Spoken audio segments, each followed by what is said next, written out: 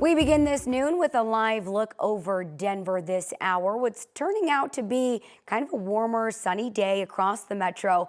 Much different than all of the rain that we saw this weekend. Also much different than the foggy conditions we were dealing with this morning. It was impacting the drive as well. This is what things looked like along Highway 2 in the northeast part of the metro this morning as the sun was coming up. Thank you so much for joining us. I'm Erica Lopez. You'll want to get out and try and enjoy the warm and dry weather today before another spring storm rolls through. Joining us to talk about the forecast, we have our weather impact team meteorologist Keely Chalmers. Keely, today's really the pick day of the week in Denver. Yeah, and we are tracking the first of several spring storms. Well, spring-like, winter-like storms making their way in. We're going to see a mixture of rain, snow, heavy snow in the high country. We got a little bit of everything for you. So it is calm in the mountains right now, driving easy, but again, that's going to change tonight and through the day tomorrow. 53 degrees right now at DIA. Temperatures in the 40s and 50s across the plains.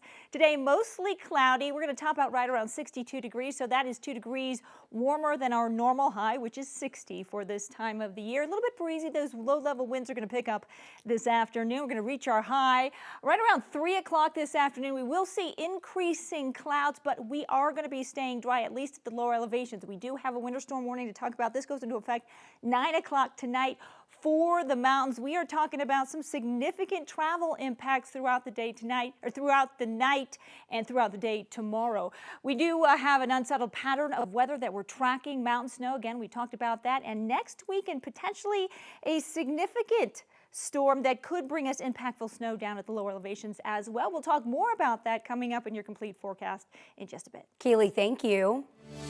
New this noon, after more than a year after it was stolen, Englewood police have recovered a historical painting of George Washington. Englewood police say a tip led to a person who acquired the painting, not knowing at the time that it was stolen. Last December, that person told police that a hotel clerk gave him the painting after finding it abandoned in a vacated room. It took 2 weeks of negotiations for the person to give it up. The painting is more than 200 years old. Police say it was stolen out of someone's storage unit in January 2024. Today, the LGBTQ+ community is commemorating Transgender Day of Visibility. Yesterday, though, supporters in Colorado called for action to protect trans rights at the steps of the state capitol. The community says it should be a day for celebration, but add it's becoming harder to embrace who they are because of changes to DEI policies by the Trump administration.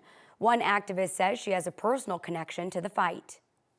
It's important for many people to be out because the trans community is too small to protect themselves, so the rest of us have to do that.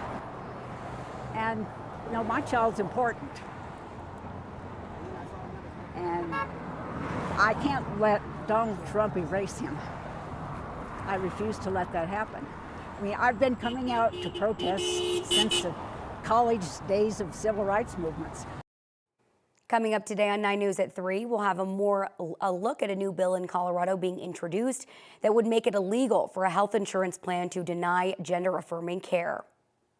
Today is also Cesar Chavez Day, a day dedicated to celebrating the life and legacy of the famed civil rights activist. He fought for farm workers' rights. Chavez used the phrase "si se puede," which means yes, we can. He helped form the National Farm Workers Association in 1962, which is now known as the United Farm Bureau. Opening statements could start today in the trial of the woman accused of killing a 17-year-old U.S. national team cyclist in Boulder. Jury selection is underway for Yeva Smiljanska. She is charged with vehicular homicide in the death of U.S. cyclist Magnus White. She pleaded not guilty last May. Prosecutors say she hit and killed White while he was riding on the shoulder of Highway 119 near the Boulder Reservoir. This was in July of 2023. The Boulder County District Attorney's Office says the trial is expected to last through the end of the week. The truck driver who caused a deadly crash on Highway 285 last summer is now in ICE custody. ICE agents took Ignacio Cruz Mendoza into custody after the Jefferson County Jail released him on Sunday. He served time for the crash that happened in June 2024. It was on 285 near Bailey. You may remember it.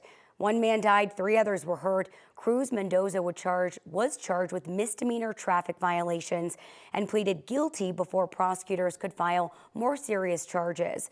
He was sentenced to 1 year in jail. Prosecutors said he did not have a valid commercial driver's license at the time of the crash, and he was in the country without proper authorization. Cruz Mendoza will remain in ICE custody pending removal from the United States. The director of Denver 911 says they need to hire dozens more people to help answer the phone faster. This despite staffing already being at a 5-year high.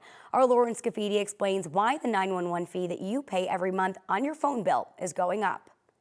Right now, it's $120 a month, but in 2 months, that's going to jump up to $212 a month. Denver City Council just approved that fee increase within the last week. That means if you live in Denver and you have a phone, you're going to pay about 90 cents more per month. It would apply to cell phone and landline bills with a Denver billing address. Phone carriers have 60 days to implement it. That means that your bill will be a little more expensive come June. The Denver Department of Public Safety says it's glad that they were able to make this change to keep people safe, but they say raising prices for people is not something they take lightly. It's a fee that is put in place specifically for the technology and the networks and the infrastructure that we need to answer 911 calls. And then we can also use those funds for staffing purposes. Generally speaking, if there is enough of that money left over, we can use it for staffing. And when it comes to that staffing, Denver 911 says they've got some work to do. Their analysis says that they have to hire 41 more employees. In Denver, Lauren Scafidi, 9 News.